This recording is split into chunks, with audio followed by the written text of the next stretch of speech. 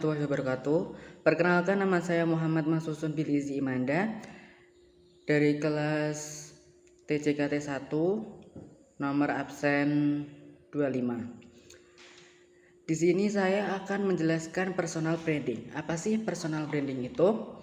Personal branding adalah persepsi seorang yang kamu bentuk terhadap dirimu dan apa yang bisa kamu tawarkan secara profesional saat ini serta di masa depan. Manfaat personal branding. Manfaat personal branding ini ada beberapa. Satu, sebagai pembeda. Setiap orang itu unik, tidak banyak yang bisa menunjukkan keunikan dengan mengesankan. Yang kedua, sebagai daya tarik untuk promosi. Menariknya dirimu bukan yang membuat seorang mudah untuk mengingat, tapi juga mempertimbangkan kamu untuk dipromosikan. 3. Sebagai persepsi dan jaminan kualitas. Personal branding adalah salah satu cara yang bisa kamu gunakan untuk menunjukkan kemampuanmu di depan khalayak umum. 4. Sebagai perbandingan sekitar.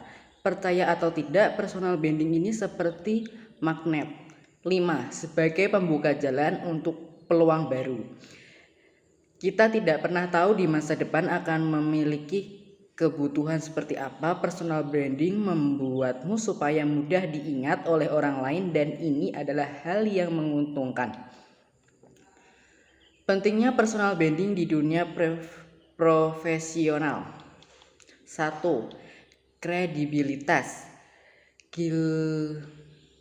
Gillian sudah menyinggung sekali soal kredibilitas sebelumnya. 2. Kemampuan koneksi. Ini secara tidak langsung berkaitan dengan reputasimu. Semakin baik reputasi seorang, maka akan semakin mudah menjadi pertemanan. 3. Membuahkan kepercayaan diri. Bentuk profesional branding seperti pembangunan kepercayaan diri di waktu yang bersamaan. 4.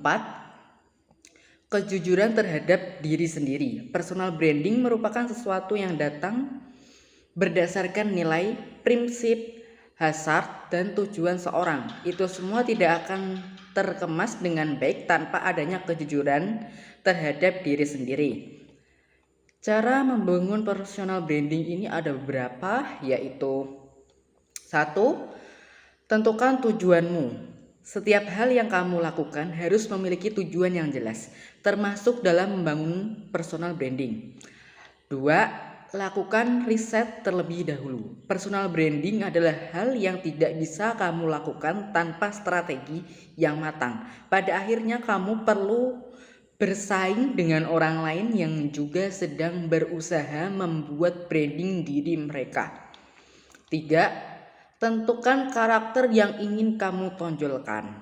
Ketika orang mendengar namamu, deskripsi dari seperti apa yang ingin kamu dengar.